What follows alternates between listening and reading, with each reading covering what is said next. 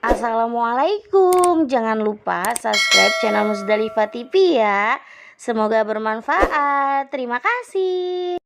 Lagi janjimu yang tidak akan mengecewakan aku. Tiba-tiba ada firman kepada malaikat, berhentilah kalian semua, turuti perintah Muhammad Shallallahu Alaihi Wasallam. Akhirnya tuh umat yang mau dibawa ke neraka kagak jadi, dibalikin lagi ke padang mahsyar. Kayak gitu bu, cintanya Nabi sama kita tuh. Kita kayak apa cintanya sama Nabi bu? Kadang-kadang dimintain rereongan, besok aja bulan depan. Bulan depan mulu, gak ada habisnya. Jangan begitu. Ingat Nabi sayang banget sama kita. Kita tebang ngumpulin duit dikit aja setahun sekali buat barang-barang kita bikin majlis. Mudah-mudahan di majlis itu Nabi datang niatin kita. Kalau ngarepin ke rumah kita mah Nabi kagak mungkin pak, nggak mungkin. Lihat mulut kita kotor, mata kita kotor, telinga kita kotor, rasanya sulit Nabi buat datang ke rumah kita. Tapi kalau kita betul-betul ikhlas kumpul di majlis ini untuk Rasulullah Shallallahu Alaihi Wasallam, mudah-mudahan Nabi berkenan hadir. Makanya ketika orang-orang dulu ulama-ulama sufi ketika dibacakan Mahalul Qiyam itu semuanya berdiri. Mereka seolah-olah merasa Rasul datang ke majlis mereka, lalu mereka tertunduk. Bukan berdiri, wah ngapain berdiri begini tuh? Tertunduk. Malu kalau Nabi datang kita lagi pelongo begini.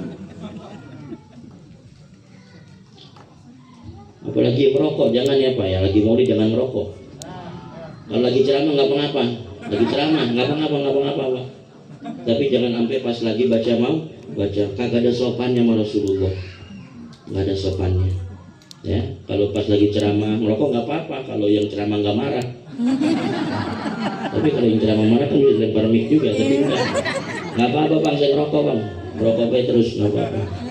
Yang penting jangan pas saat baca maulid. Siapapun yang baca, kita yang dengar, jangan sampai kita ngerokok. Saya perokok berat. Cuman rokok saya herbal, rokok saya. Tapi begitu maulid nggak ada toleransi. Tidak ada lagi disundut rokok ketika mulai dibacakan maulid. Ya Rabbi salli ala Muhammad, ya Rabbi salli alaihi wa sallim, ya Rabbi salli ala Muhammad, ya Rabbi salli alaihi, ya Rabbi salli ala Muhammad, ya Rabbi nakhtim bil musyafa.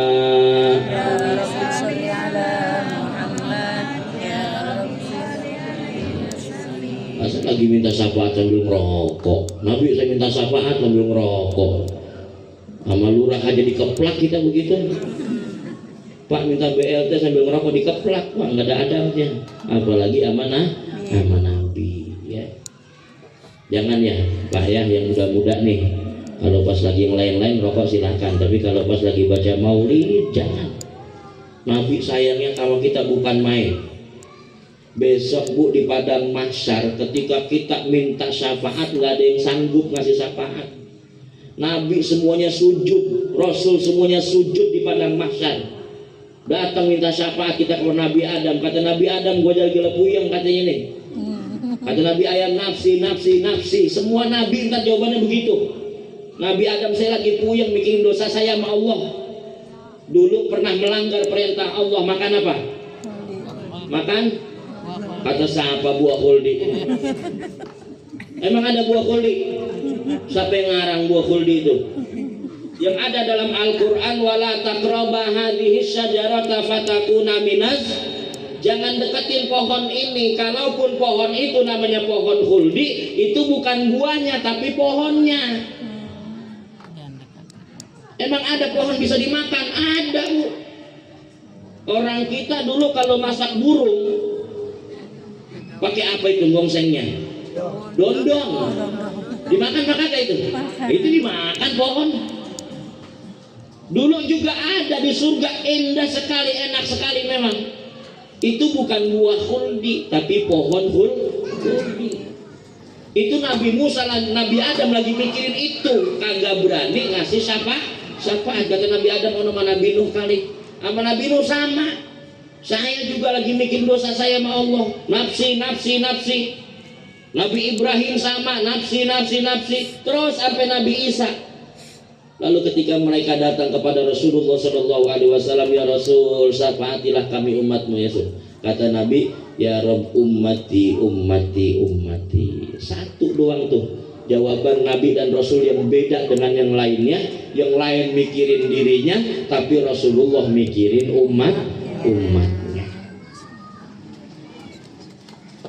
Jadi enak Bu, jadi umat Rasulullah enak. Makanya bertahan terus sampai mati biar jadi umat Rasulullah. Orang-orang tua kita yang udah pada meninggal dunia enak, udah aman. Insya Allah mereka semuanya husnul khotimah, masih tetap dalam agama Rasulullah. Itu begitu masuk ke alam barzah, Nabi udah nyamperin Pak.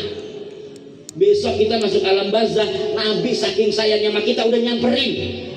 Sebelum Munkar Nakir nanya, ini saya bocorin soalnya nih.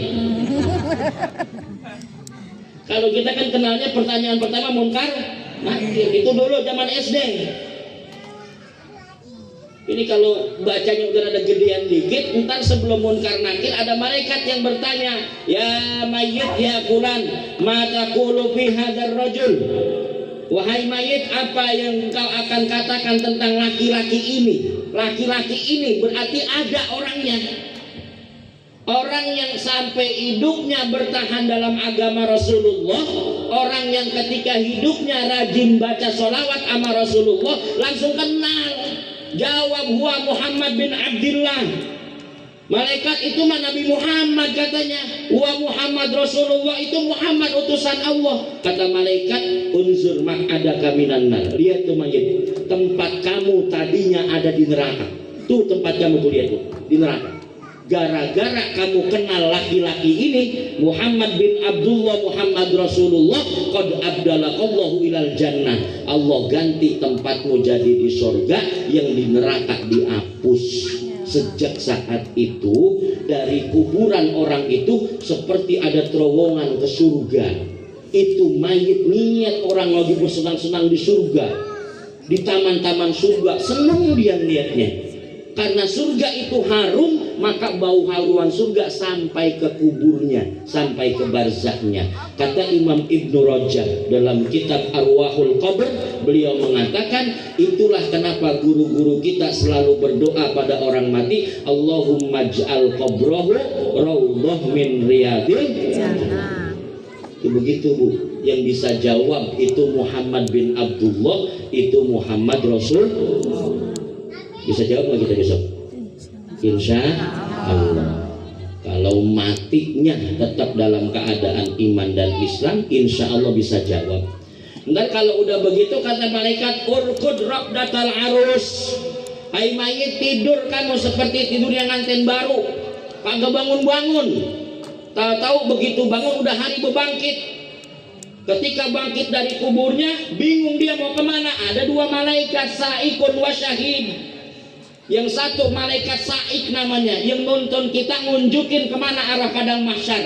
Yang kedua malaikat syahid, yang menyaksikan semua amal perbuatan kita dari mulai kita lahir sampai kita mati. Semuanya udah ada catatan malaikat itu. Jadi kalau besok Allah nanya sama kita, kata Nabi, ntar Allah nanya mak lu katanya, at-taqrifu dzamba kadza. Pulang, kamu tahu nggak dosa ini? Ini dosa ini kamu lakukan pulang maulid malam-malam, subuhnya kamu ngintip orang mandi. Kayak gitu Pak detailnya Allah tuh. Udah kalau Allah udah nanya mah akuin aja iya. Kalau Allah nanya di akhirat ngetes doang. Ini orang di dunia rajin goroh, tahu goroh? Itu Allah ngetes lu, besok ketemu gua masih goroh apa kagak? Kalau udah kita akuin ya Rabbi itu kesalahan saya. Kata Allah, alaka uzrun, kamu punya alasan nggak ngapa ngelakuin dosa itu? Enggak ya Allah, itu kelalaian saya. Kata Allah Subhanahu wa ta'ala, dulu dosa ini di dunia aku tutup, dan sekarang ketika aku tanya engkau jujur, qad ghafartu lakum, dosa ini sekarang aku ampuni, fadkhulul jannata, silahkan masuk surga. Enaknya tuh Pak tuh umat Nabi tuh. Ya, yang penting besok kalau Allah nanya jangan makin melengkar. Udah iyain baik udah. Ya, emang Allah mananya cuma ngetes doang. Yang ditanya sama Allah besok yang tukang goroh doang. Yang di dunia sehari-harinya goroh mulu. Kalau kagak goroh kayaknya hidupnya ada yang kurang. Iya, karena saking seringnya bohong. Jadi kalau belum bohong itu hidupnya kagak enak. Sampai ditulis kazab, pembohong. Makanya Rasulullah SAW dengan pangkat yang sebegitu mulia itu pede betul Rasul mengatakan kepada umatnya, kullu ummati yadkhulunal jannata, semua umatku besok masuk surga. Semua umatnya masuk surga. Cuman di surga kagak ada yang tua. Wah, mulai nih nenek-nenek bingung ini kan. Nabi bercanda Pak sama nenek-nenek di situ. Ada nenek-nenek nanya sama Nabi, ya Rasul saya pengen masuk surga. Kata Nabi sambil bercanda, tapi nenek-nenek itu baper. Kata Nabi di surga kagak ada orang tua. Itu nenek-nenek baper nangis pulang Pak. Kata Nabi ngapa dia nangis ono? Tadi Rasul ngomong begitu katanya, paranin ke rumahnya katanya. Diparanin dibawa lagi. Dijelasin sama Nabi, besok di surga kagak ada yang tua sebab semuanya akan berumur kisaran 30 sampai 33 tahun. Nggak ada Bu, bapak-bapak yang tua tuh nggak ada. Kalau bapak-bapak kan dapat bidadari ya, ibu dapat apa? Kagak ada di Quran bidadara, burung dara ada. Dapat apa Bu besok di surga? Hah? Lah katanya laki-laki besok di surga dapat bidadari karena keinginan tertinggi laki-laki perempuan. Makanya kalau ada laki-laki pengen punya bini dua itu laki-laki namanya. Kepengennya begitu Bu, makanya dikasihnya bidadari. Terus perempuan besok dapat apa?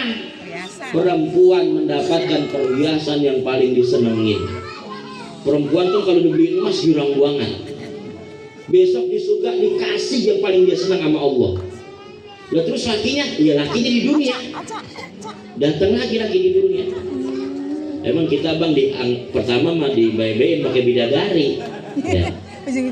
Tapi ntar begitu bini kita datang dengan pahala sholatnya, bini kita datang dengan pahala zakatnya, bini kita datang dengan pahala puasanya, itu bidadari tepuk sama bini kita, cakapan bini kita. Lah bidadari ban sedap doang besok mah. Dikalah-kalahin baik kita ini. Karena keinginan tertinggi laki-laki perempuan. Makanya banyak laki-laki sukses terus jatuh gagal gara-gara perempuan. Kalau ada laki-laki berani sama perempuan kurang tapi bagus. Yang bagus itu kalau laki-laki takut sama perempuan. Bener kan? Bener. Berani sama bininya mah? Takut. Asal bini udah ngoceh, kamu bini diem. Jangankan kita, Umar bin Khattab yang kayak gitu angkernya, sampai setan takut untuk lewat tempat yang pernah dilewati Umar bin Khattab. Ini Umar bin Khattab baru lewat Kapling Harapan nih. Itu iblis di luar mau masuk kagak berani. Kecium baunya Umar bin Khattab, angker kayak gitu. Sampai Sayyidina Ali penasaran, Umar ini di dunia nggak ada takutnya. Ketika Umar bin Khattab wafat, Sayyidina Ali penasaran, ya Allah kasep saya katanya. Perlihatkan saya Umar bin Khattab ketika di alam barzah, dikasep sama Allah, dilihat bagaimana Umar ketika ketemu Munkar Nakir. Kata Sayyidina Ali, paling takut Umar katanya nih. Ntar ini hadis ada dalam kitab Nuruz Zolam karya Imam Nawawi Al-Bantani ala Syarhi Aqidatil Awam. Kata Sayyidina Ali, di dunia kagak ditakutin sama Umar. Ini besok di alam barzah ketemu sama Munkar Nakir, takut apa kagak Umar? Minta kasep, ya Allah kasep saya, dikasep. Akhirnya kelihatan Umar ketika bertemu Munkar Nakir, sangar Munkar Nakir. ditanya sama Umar sama Munkar Nakir, man robbuka, pakai suara kencang Bu. Itu Munkar Nakir udah gentak sama Umar, digentak Munkar Nakir, Pak, kamu kan kenal saya kan ya? Sampai puyeng Munkar Nakir itu. Akhirnya karena dia kan SOP-nya nanya doang Pak, Munkar Nakir. Kalau ada yang jawabin kayak gitu bingung malaikat. Karena SOP-nya nanya, kalau ditanya kagak bisa jawab digebuk. Lah ini mah kagak ngelawan. Akhirnya malaikat Munkar naik ke Allah. Ya Rob, ini ada orang, saya tanya malah ngelawan. Emang siapa kata Allah? Katanya kekasihnya, temannya kekasihmu Muhammad. Siapa namanya? Umar. Kata Allah, besok-besok sama temannya Muhammad lu jangan angker-angker. Itu untungnya punya sahabat Umar. Jadi besok kayaknya kita Bu ditanya ngomong Munkar Nakir, kalau dia nanya man bukan. Jangan takut Pak, jangan takut. Kita manusia makhluk Allah, malaikat Munkar Nakir juga makhluk Allah. Cuman wajahnya rada sereman doang dia mah, rada sereman. Tapi begitu disebut Nabi Muhammad merengkat semuanya ntar Bu, merengkat semuanya. Malaikat paling ganas wajahnya kan malaikat Malik, karena jagain pintu neraka. Ketika Nabi Muhammad diajak jalan-jalan malaikat Jibril ke neraka, pengen niat neraka, itu ngeliat malaikat Malik cemberut baik wajahnya. Kata malaikat Malik kata Jibril kepada malaikat Malik, Lik, ini Rasulullah, lu senyum dikit katanya, biar punya sopan sama Rasulullah. Senyum sebentar Pak, menjep lagi. Malaikat Malik itu. Pokoknya siapapun kalau udah disebut nama Rasulullah, lingkap udah. Antiknya Rasulullah Shallallahu Alaihi Wasallam. Terakhir saya mau cerita, langit dan bumi memperebutkan Rasulullah Shallallahu Alaihi Wasallam. Pun terdapat dalam kitab Nuruz Zolam, Syarah Aqidatul Awam karya Syekh Nawawi Al-Bantani. Yang berapa ini Pak? Orang kemalaman sih akhirnya masuk 10 baru naik. Ya. Jadi nanti di ujung ini saya unjukin Ibu maksudnya. Bumi ibtakharat ila sama. Bumi membanggakan diri kepada langit. Kata bumi, ana khairum minka. Langit, saya lebih baik dari kamu katanya. Ditunjukkan alasan bumi kenapa lebih baik. Kata bumi, di bumi ini Allah hiasi dengan adanya negara-negara yang berbeda-beda. Di bumi ini Allah hiasi dengan adanya lautan dan samudra. Di bumi ini Allah adakan asjar, pohon-pohonan, jibal, gunung-pegunungan. Yang itu semua kagak ada di langit. Tapi langit pintar, kata langit, di aku katanya ada syamsun, ada matahari, ada komarun, ada bulan, ada kawakibun, ada bintang. Itu tidak ada di bumi. Satu sama tuh. Terus kata bumi, di aku itu ada rumah, yang rumah itu yazuruhu wa yatufu kulla yaum. Rumah itu dikunjungin tiap saat, diputerin, dikelilingin, dituapin tiap saat. Kata langit, aku juga ada. Di langit ketujuh itu ada Baitul Ma'mur namanya. Baitul Ma'mur itu persis kayak Ka'bah bentuknya.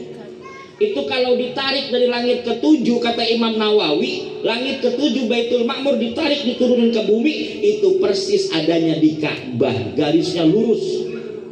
Ka'bah sampai ke Baitul Ma'mur langit ketujuh. Di situ Nabi pas Isra Mi'raj ketemu sama kakeknya Nabi Ibrahim lagi bersandar di Baitul Ma'mur.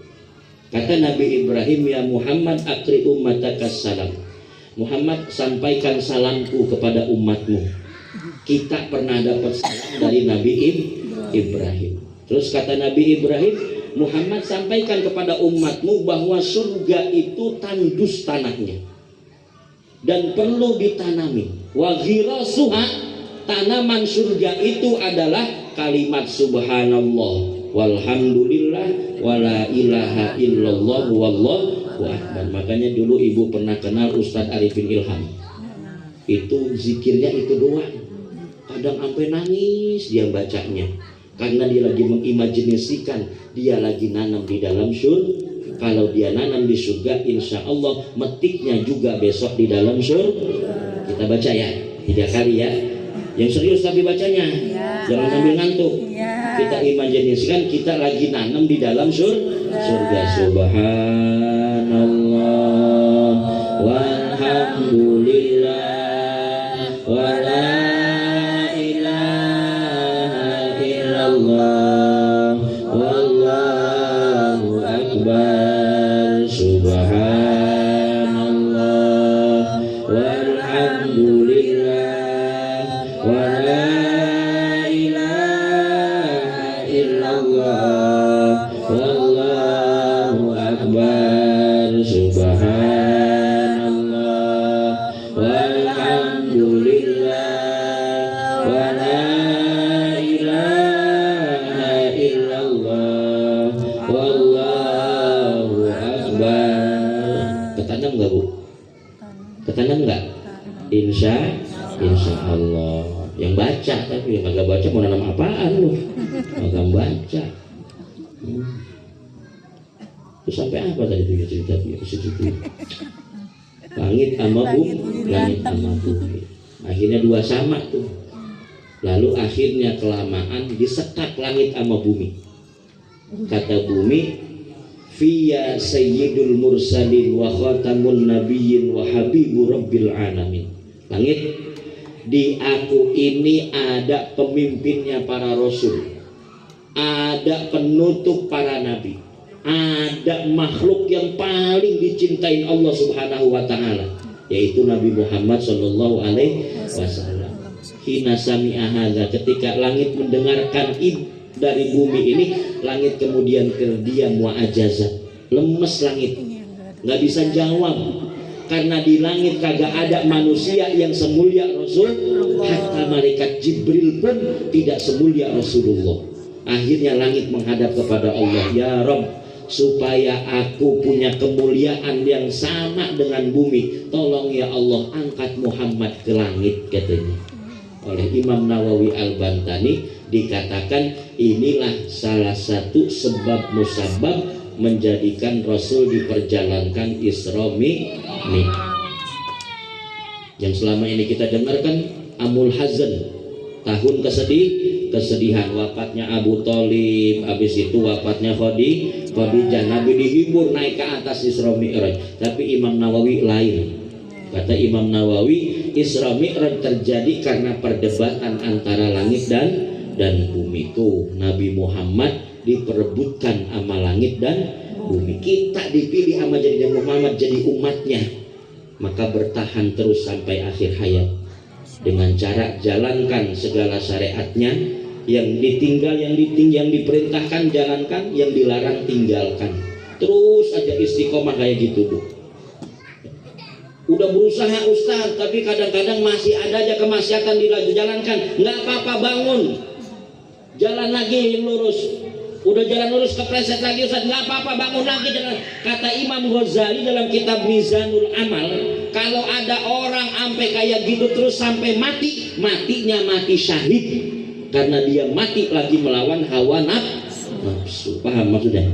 Ya, jangan habis maksiat terus udah gitu aja, nggak bangun-bangun, don, kayaknya mah Allah nggak bisa maafin. Nggak ada.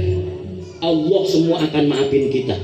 Allah semua akan maafin. Yang penting kita minta maaf kepada Allah Subhanahu wa ta'ala. Makanya Nabi beruntung kita dijadikan umat Rasulullah Sallallahu Alaihi Wasallam. Mudah-mudahan yang berdonasi untuk kegiatan malam hari ini betul-betul membuktikan rasa cintanya kepada Rasulullah Sallallahu Alaihi Wasallam, dan mudah-mudahan cinta kita dibalas dengan cintanya Rasulullah Sallallahu Alaihi Wasallam. Salatullah salamullah ala taha rasulillah. Salatullah salamullah ala yasin habibillah.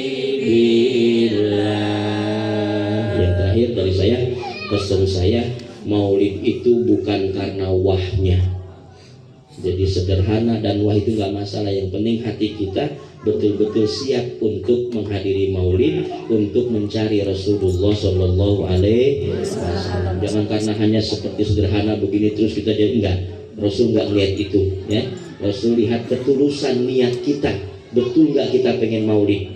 Betul nggak nih orang kapling harapan nyari gua, kata Nabi. Maka kalau betul-betul ikhlas ada dalam hati kita, insya Allah Rasul berkenan hadir.